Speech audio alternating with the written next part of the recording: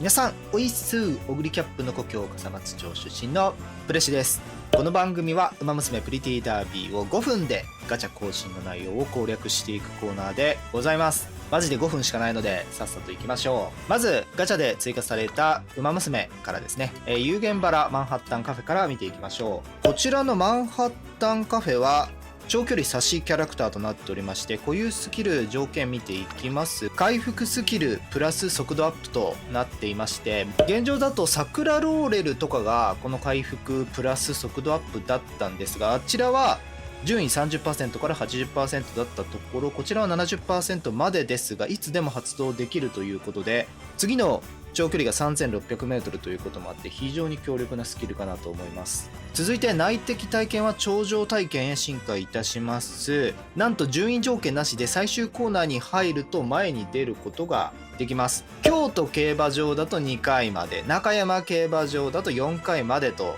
なっているので、上り坂がつまり次のチャンピオンズミーティング専用スキルみたいな形ですね。続いて絶人はこの世ならざるポケモンかなに進化いたします。これも順位条件なしで加速力が上がるとなっておりまして、差しで必須だった無我夢中の代わりになるということもあって非常に強いスキルなので、全体で通してみるとこのマンハッタンカフェ、次の中山競馬場長距離 3600m では非常に強いキャラクターとなると思われます。はい、続いてジェンティルドンナの方を見ていきましょう。なんと中距離差しキャラクターとして登場いたしました。さらには東京 2400m 限定の中距離差しですね。もともと先行のジェンティルドンナがアーモンドアイに殺されてしまって全く出番がなくなってしまったのでテこ入れという形になります。固有スキル不調なるカトレアでございますが、順位条件 40% から 80% で中間地点と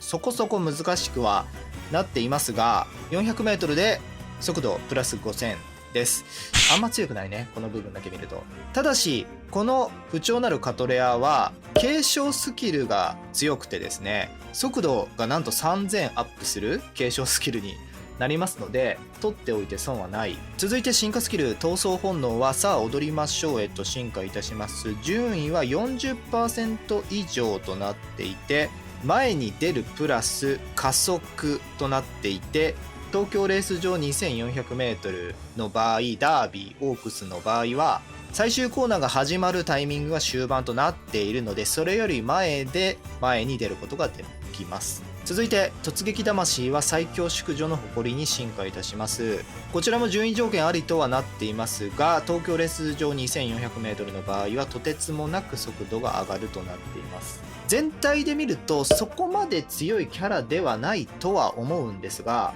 スタミナが現状足りてない中距離かつ 2400m で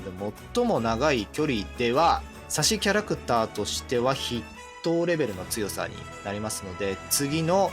チャンピオンズミーティングの 2400m 東京向けキャラクター、もうこれ一回こっきりなのかもしれないぐらいのキャラクターとなってますね。はい、続いてサポートカードの方を見ていきましょう。グランアレグリアでございます。パワーカードとなっていてマイル特化でございますね。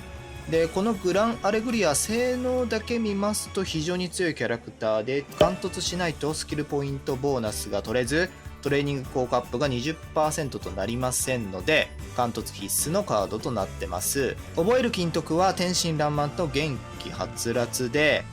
微妙、特に天真爛漫が使いづらいなというレベルになりますので、結論から言いますとこのカードは取るべきカードではないでしょう。距離特化型となっているし、マイルの出番が3ヶ月後以降しかありません。続いて里のダイヤモンド、ティアとしては0となっていて3番目の強さとなっていますね。かなり強いカードで登場いたしました。こちらも貫突しないとトレーニング効果 20% にならずスキルポイントボーナス2になりませんので貫突必須のカードとなってます。金徳スキルは選択ダブル獲得金徳となっていて、連鎖反応が必ず覚えることができて、一生懸命か後期3000どちらかを獲得することができます。こちらも